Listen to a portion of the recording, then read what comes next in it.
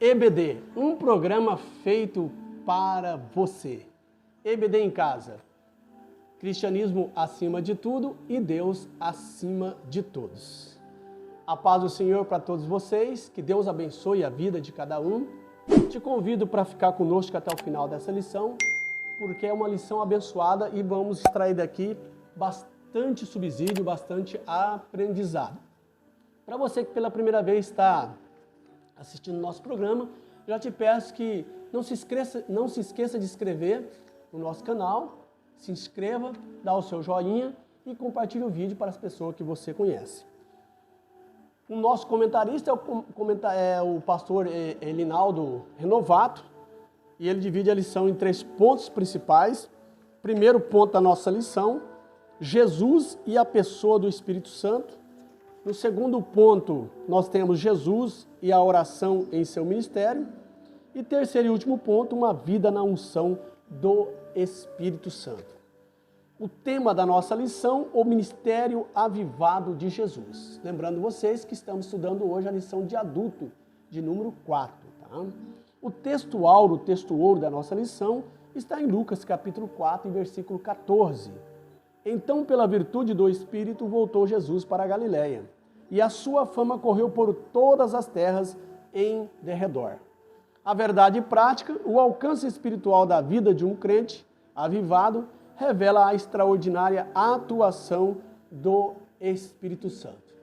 Então não tem como esconder um crente que é avivado pelo Espírito Santo, que tem a unção do Espírito Santo.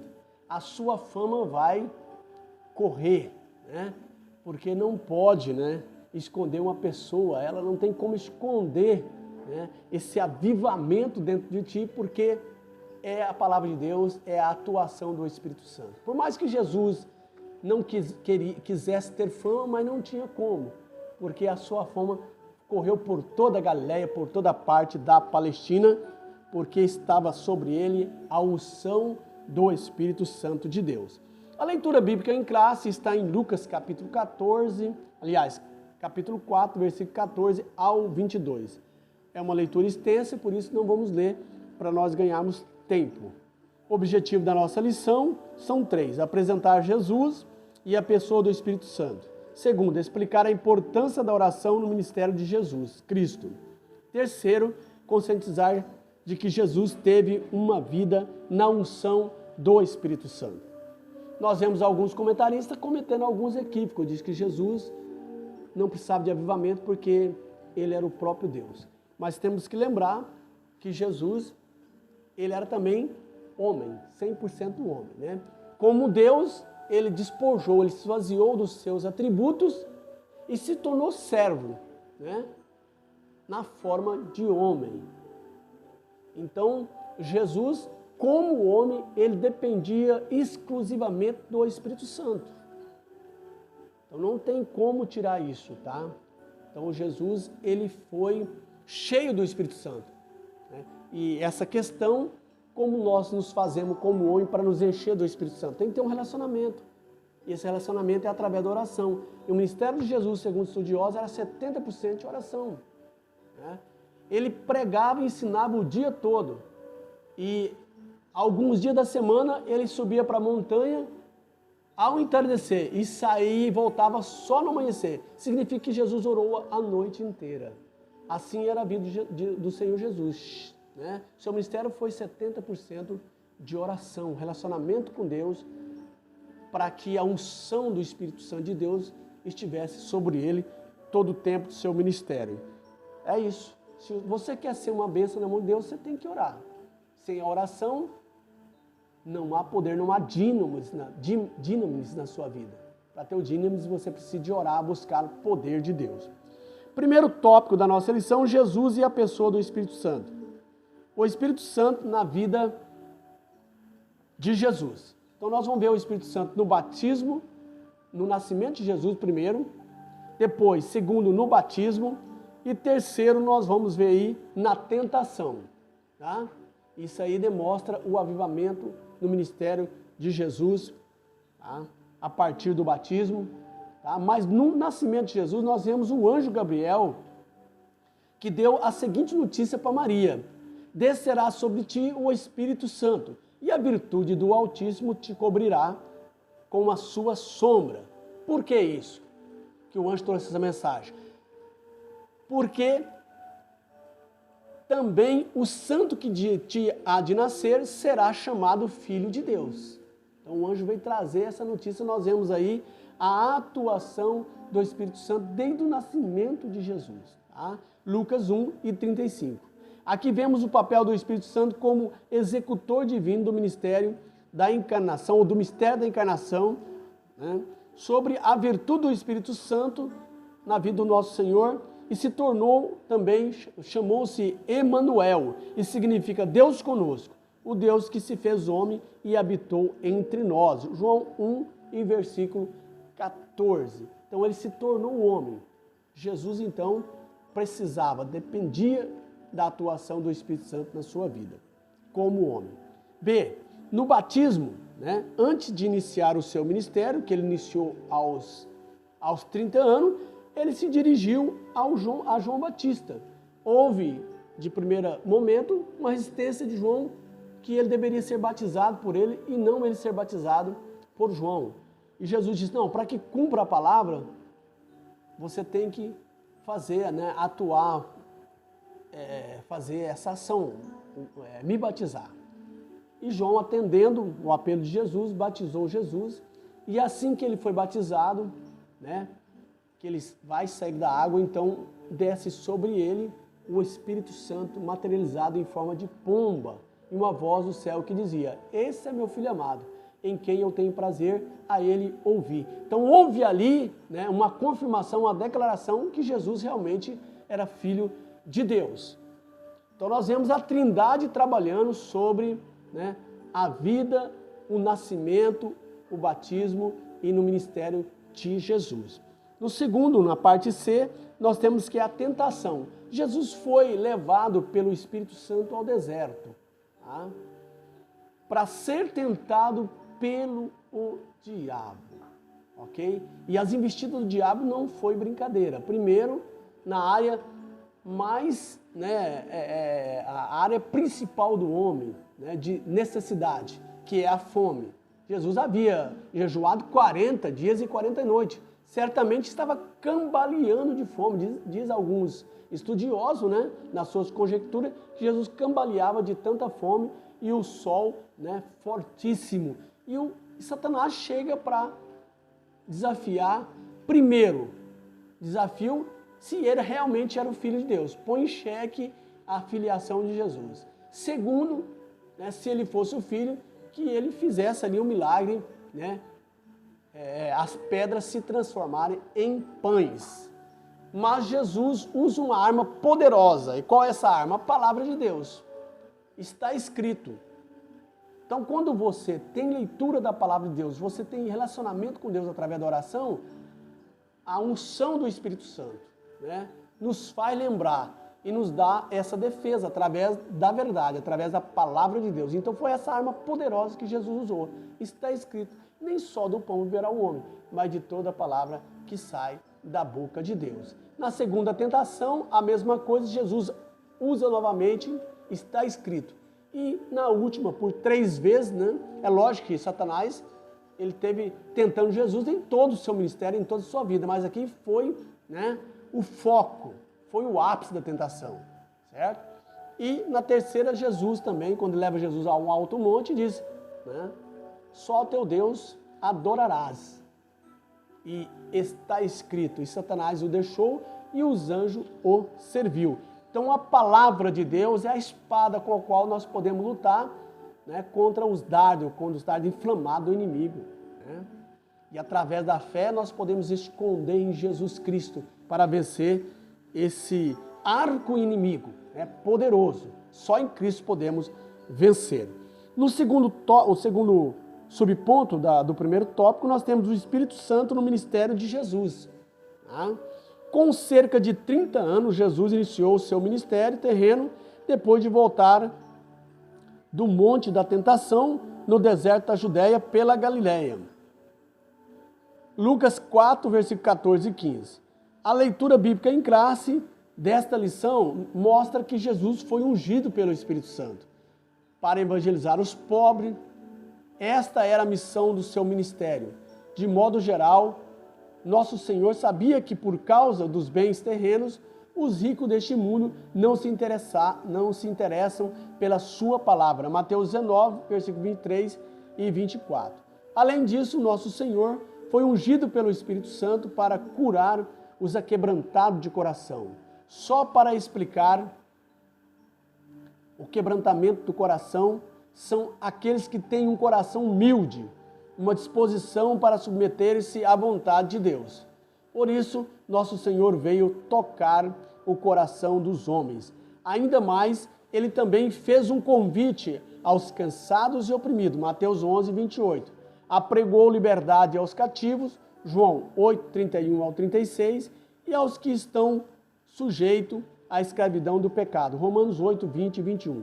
Deu vista aos cegos, João 9, 39 e versículo 41, e pôs em liberdade os oprimidos. Desse modo, o Espírito Santo atuava diretamente na obra do nosso Salvador.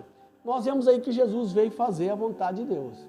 Quando chega em Mateus 4, ele se assenta ali na cadeira que está ocupada de Moisés, toma um livro e diz que a unção do Espírito Santo estava sobre a vida dele. Tem Mateus e tem Isaías. E ele começa a declarar qual é a sua missão. E foi essa missão que ele deu para nós. Em Marcos, capítulo 6, se não estou equivocado, 16, tem lá, ele disse: ide por todo mundo, pregai o evangelho a toda criatura. Quem crer e for batizado será salvo. E esses sinais seguirão os que crerem em meu nome. Se beber alguma coisa mortífera, não falar dano algum, se pôr a mão sobre a serpente, expulsarão os demônios. E diz a palavra, falarão novas línguas, e diz a palavra que esses sinais seguiram os discípulos. E Jesus cooperava por toda parte que eles iam pregando o evangelho, cooperando Jesus com os discípulos. Então, se nós nos enchermos do Espírito Santo, buscar a Deus em oração, certamente a virtude do Espírito Santo, a unção, o poder, o avivamento estará na nossa vida. E o avivamento é para isso, é para ganhar almas para o reino de Deus, é para ser testemunho de Jesus aqui na terra. E nós não precisamos de correr atrás dos sinais, porque eles vão nos seguir uma vez que você tem a unção do Espírito Santo, que você é uma pessoa avivada. Foi o que aconteceu no mistério de Jesus. Ele disse: eu estou fazendo a vontade do meu Pai. Essa é a minha comida, é fazer a vontade do Pai. Então Jesus teve uma vida de relacionamento com Deus, por isso ele foi cheio do Espírito Santo. Nós também precisamos de buscar a presença de Deus, para que nós tenhamos sucesso no nosso ministério. Não para obter fama, para o nosso ego, para a nossa pessoa, mas aqui é para glorificar o nome de Deus, como Jesus, em todas as vezes que ele era questionado, ele dizia: eu estou fazendo a vontade do meu Pai. Essa é a palavra de Deus. Então, nós precisamos de observar isso. Se quisermos ser cheios do Espírito Santo, ter unção, nós precisamos de fazer a vontade do Pai, e não a nossa.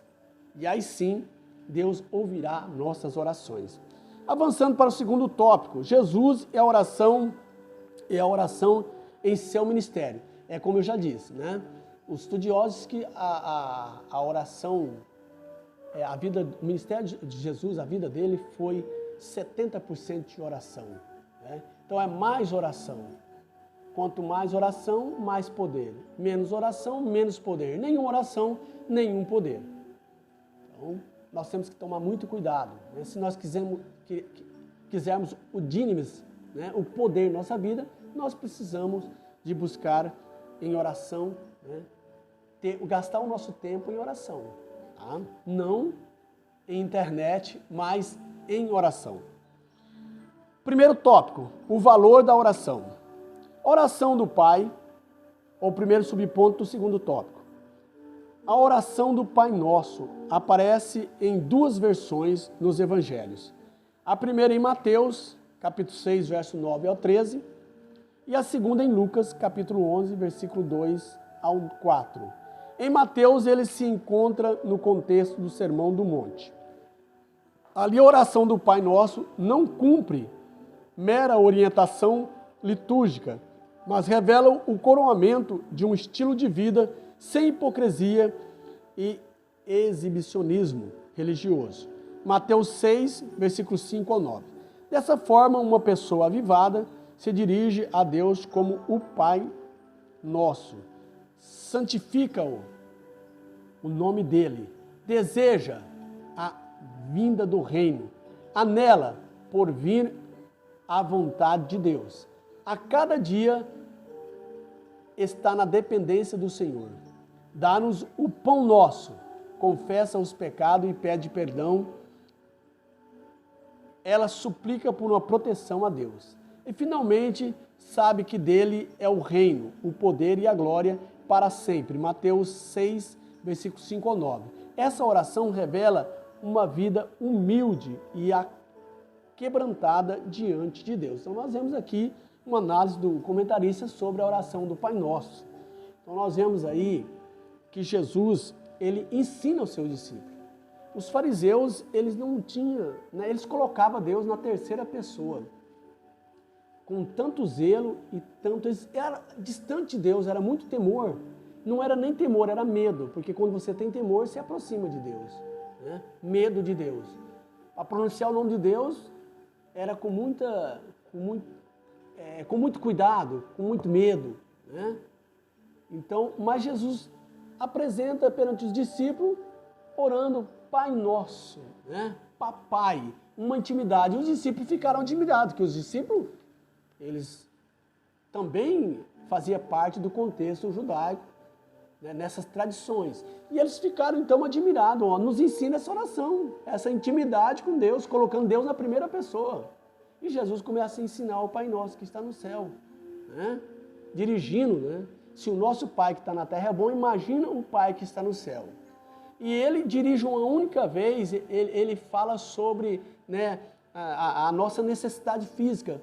O pão nosso de cada dia nos dai hoje. Uma única vez. Né? Por quê?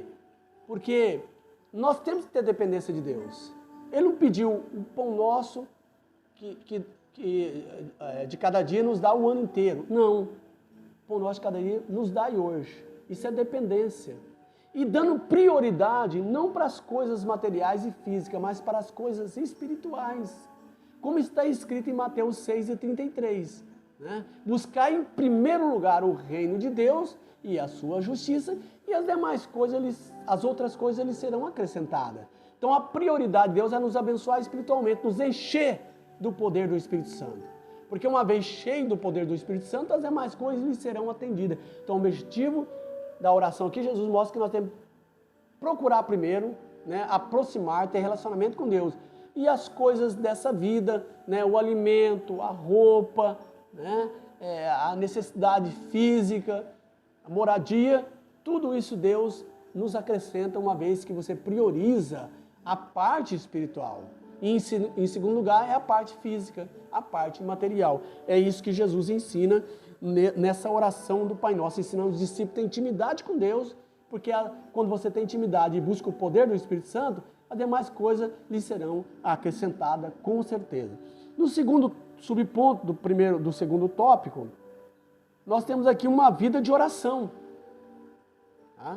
Nos evangelhos, podemos perceber várias ocasiões de oração do ministério de Jesus.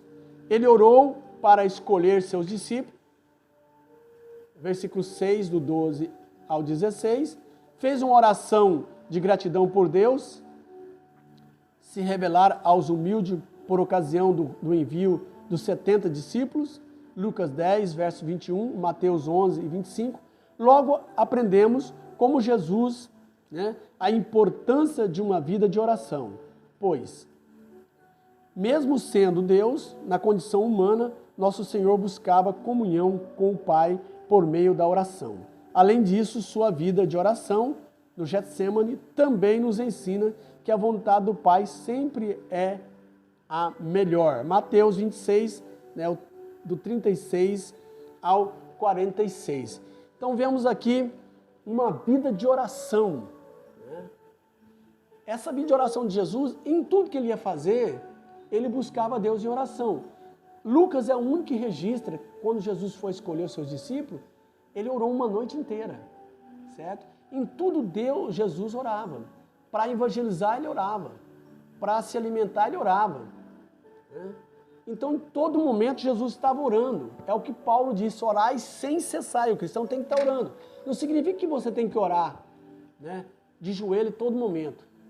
Mas você tem que orar em pensamento, em espírito. Né? E é lógico que a oração de joelho é necessária. Você precisa de gastar tempo, tomar tempo com a oração de joelho. É um sinal de humildade. Jesus orava de joelhos a noite inteira. Chegou um momento que os discípulos não conseguiam acompanhar Jesus. Então é importante nós vermos essa questão. E ele prioriza aqui, primeiro o reino de Deus, como está escrito em Mateus, como eu disse, né? Primeiro o reino de Deus. E depois as demais coisas. Então, em primeiro lugar, o reino de Deus. E as demais coisas lhe serão acrescentadas. Avançando para o nosso terceiro e último tópico da nossa lição, nós temos aqui uma vida na unção do Espírito Santo. Então, a unção é necessária e ela só vem sobre a vida do cristão através do Espírito Santo e de um relacionamento na oração com Deus. Com uma unção, nos referimos a uma vida de serviço sobre a confirmação do Espírito Santo. A semelhança da atuação do Espírito no ministério de Jesus. Lucas 4 e verso 8. No primeiro tópico, ou no primeiro subponto, terceiro tópico, a unção do Espírito Santo na vida do obreiro. O obreiro tem muitas atribuições na obra do Senhor. Ele exerce a liderança administrativa, a atividade do ensino e alguns até mesmo de música cristã. Por isso é muito fácil essa atividade cair numa rotina e se tornar meramente burocráticas. Mas o obreiro ungido sabe que o Espírito Santo renova as suas forças, não permite que veja a obra do Senhor com mero olhar humano e de maneira graciosa.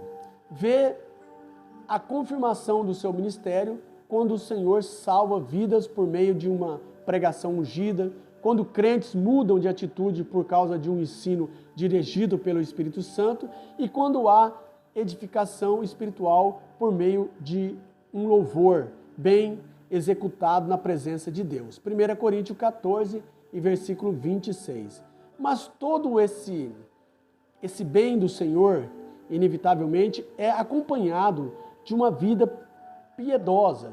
Por isso, o obreiro do Senhor não deve negligenciar a oração, o jejum e o estudo devocional da palavra de Deus. 1 Timóteo 4 e 7. Esse exercício piedoso são o alimento espiritual diário e permanente de todo obreiro avivado na obra do Senhor.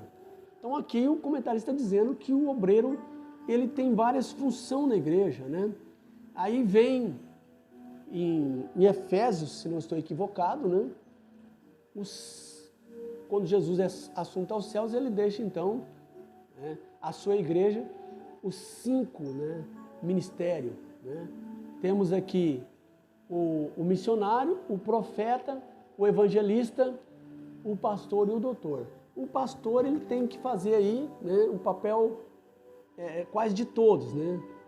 Além de pastorear, ele tem que fazer o papel do doutor, que ele tem que ensinar, apacentar, e muitas vezes acompanhar os obreiros no evangelismo, porque o pastor, quando está na frente do evangelismo, de um culto evangelístico, nas praças, nos presídios, a coisa é diferente, porque ele tem autoridade. Então, para ele não cair na rotina, fazer como um mero costume, simplesmente um dever, mas fazer na unção do poder do Espírito Santo, ele precisa ter uma vida de oração, de relacionamento com Deus, jejum, consagração, tem que colocar a igreja a orar, pelo menos aí 30, 60 dias no ano, contínuo todos os dias, para que Deus venha operar, porque a oração é a chave. Nós vemos o exemplo de Jesus, para a operação do Espírito Santo na nossa vida tem que ser oração. Então ele tem que estar em constante comunhão com Deus, em oração, para ter essa unção, para não cair nesse acomodamento. Tá? Ele precisa ter essa dinâmica de buscar a presença de Deus. Avançando para o segundo subponto do terceiro tópico, a unção do Espírito Santo na vida do crente. Então nós vemos na vida do obreiro que a coisa é mais profunda, ele tem que estar dedicando. Agora nós vamos ver na vida da igreja, na vida do crente. Viver uma vida na unção do Espírito não é privilégio apenas do que exerce vocação ministerial na igreja local. A palavra de Deus diz que nós somos o sacerdócio real, chamados para anunciar as virtudes daquele que vos chamou das trevas para a sua maravilhosa luz. 1 Pedro 2:9. Mas precisamente Deus chamou cada crente a comunicar o evangelho em todos os lugares em que os seus pés tocarem. Mateus 28:19, Efésios 6:15. Mas para isso a nossa vida deve estar debaixo da unção do Espírito. Mateus 25:4. Então exercemos influência poderosa em nossa família, na faculdade, no local de trabalho ou em qualquer esfera da sociedade. Assim seremos testemunha poderosa de Jesus sobre a unção do Espírito Santo. João 14 e verso 26. Então nós vemos aí muitos crentes colocando a responsabilidade só no ombro do pastor e reclamam dos ensinos e de várias áreas, pastor, mas a responsabilidade aqui não é só sobre os obreiros e o pastor, a responsabilidade é do crente. Quando Jesus disse no Atos dos Apóstolos, que ele diz, ficai em Jerusalém até que do alto seja revestido e ser-me-eis testemunha em Samaria, em Jerusalém, até os confins da terra. Então a responsabilidade não é só do pastor e dos obreiros, é do crente. O apóstolo Paulo diz que nós devemos nos revestir da armadura de Deus, a fé, a palavra e assim por diante. E ele diz, e buscar a Deus com oração e súplica, para que por nós, diz o apóstolo Paulo, por nós pastores e obreiros, para que ao abrir da nossa boca, nós tenhamos palavra, tenhamos unção. Então a igreja, ela é a ajuda do pastor, ela é quem sustenta.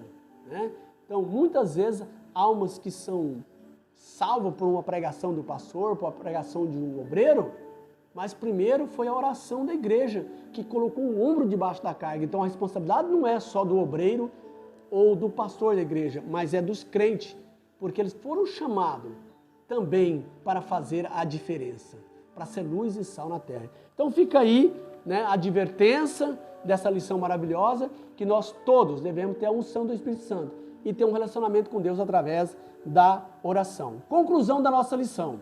Nesta lição vimos que o Senhor Jesus teve um ministério avivado, porque foi ungido pelo Espírito Santo. Ora, se o Senhor Jesus, sendo Deus, foi ungido pelo Espírito Santo para desenvolver o seu ministério, por que conosco seria diferente? Vivamos, pois, uma vida de serviço na causa do Mestre, de modo que o Espírito Santo confirme a nossa vocação. Chegamos ao final da nossa lição, uma lição maravilhosa, uma advertência para nós, todos, líderes, pastores, crentes, obreiros, para se encher do Espírito Santo, para ter o avivamento. O avivamento é isso, é pregar a palavra de Deus com ânimo, com dínamo, com poder. E esses sinais seguirão a todos aqueles que crêem no nome do Senhor. Não vamos precisar de correr atrás de profetas, de cura, de milagre, porque esses sinais nos acompanharão e nós seremos o mentor desses sinais. Impondo a mão sobre os enfermos, curando, expulsando o demônio. Mas precisamos de ter uma vida de relacionamento com Deus e a unção do Espírito Santo sobre a nossa vida. Um beijão no seu coração e até o próximo vídeo, galera. Abraços, até mais.